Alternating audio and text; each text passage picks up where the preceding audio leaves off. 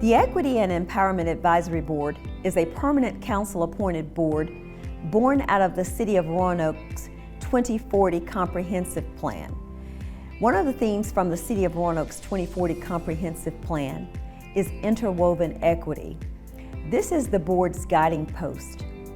The interwoven equity theme states, in 2040, Roanoke is both a diverse and inclusive community with access and opportunities available to all, including education, housing, healthcare, employment, and a quality of life.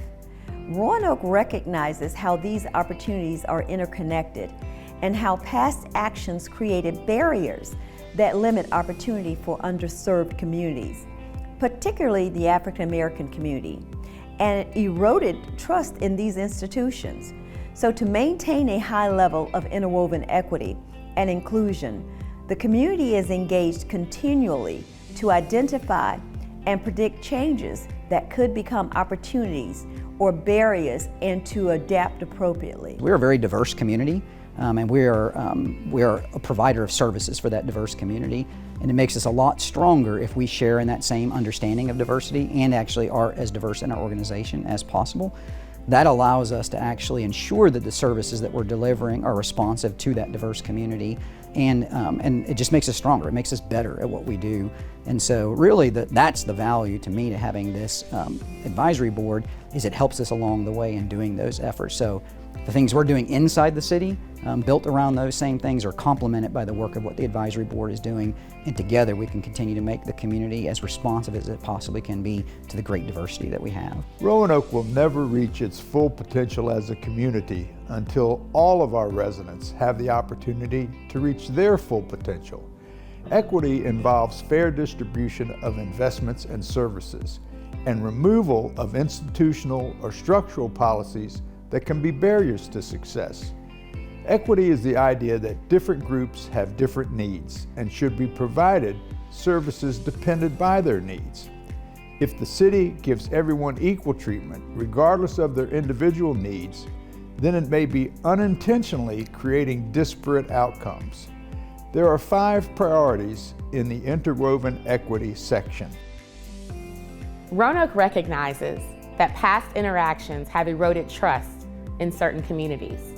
Policies for trust focus on community healing and government accountability. These include creating a group that oversees equity within the city and correcting past inequitable actions through policy. Certainly, as an African American myself, I think that trust is key to growth and stability of any community, but particularly here in the city of Roanoke. I find that trust is really the root of any tree, so in order to have that growth, you've got to start there. We are committed to actively listening and engaging all of Roanoke's citizens to regain and restore trust, to build inclusivity, equity, and justice for all of Roanoke's citizens, regardless of their race, their background, or their zip code. Maya Angelou said it best: history, despite its retching pain, shall never be relived again. Roanoke recognizes inequities in the community and the need to break the cycle of poverty within disadvantaged neighborhoods and among residents. Policies for breaking the cycle of poverty focus on increasing opportunities for improving socioeconomic status.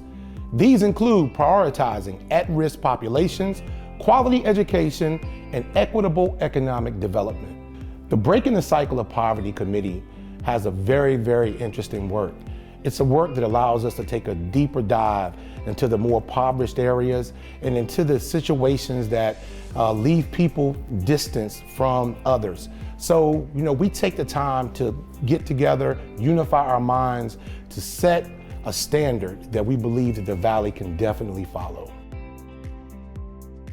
Roanoke recognizes the need to improve barriers to housing in order to dismantle its segregated landscape and provide housing that meets the needs of all residents.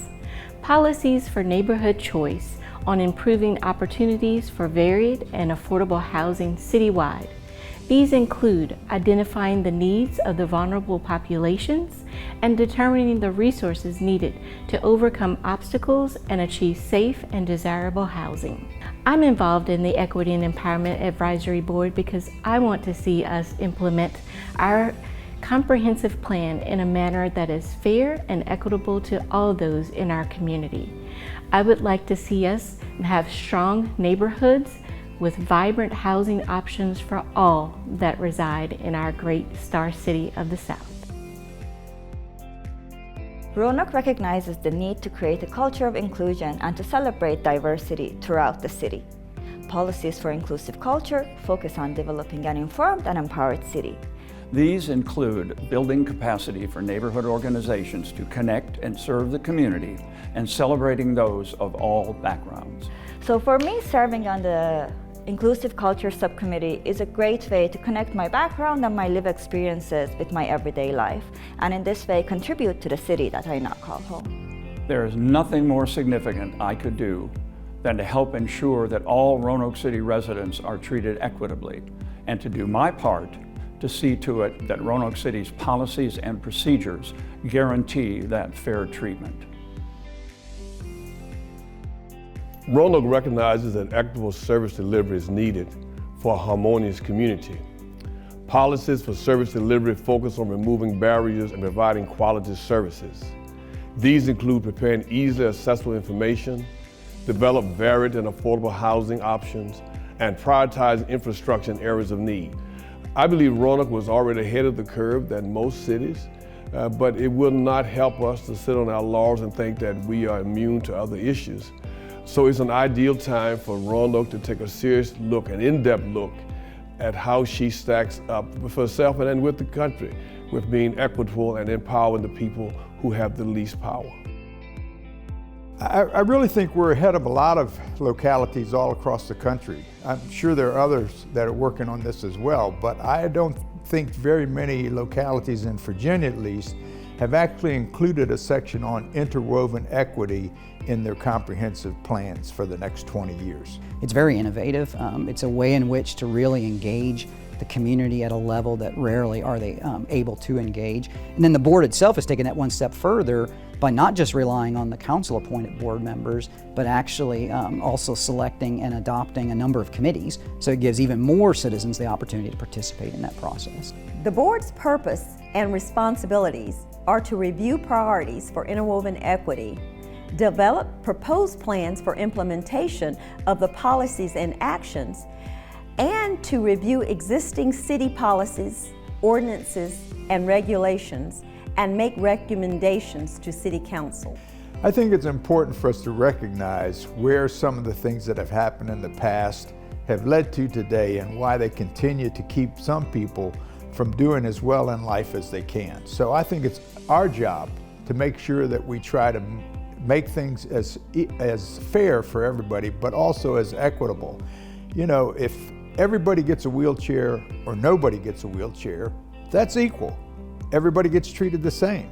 But some of us don't need a wheelchair, and a lot of people really do. So that's what equity is about in my mind. Well, it's really important for me because this is a new board, and its impetus was for us to come up with ways to make life better here, not just for the African American community, but for all of our citizens, the hearing impaired, the disabled, all people of color. We want to make sure that what we do here in the city of Roanoke is fair and equitable, and it will help all in our community have a better life. You know, we want Roanoke to be a good place to work, live, and play. And I think the advisory board will come up with some ideas and recommendations that will make things better for all of us. And I am so glad that Mayor Lee appointed me as chair at the inception so that we can get the ball rolling.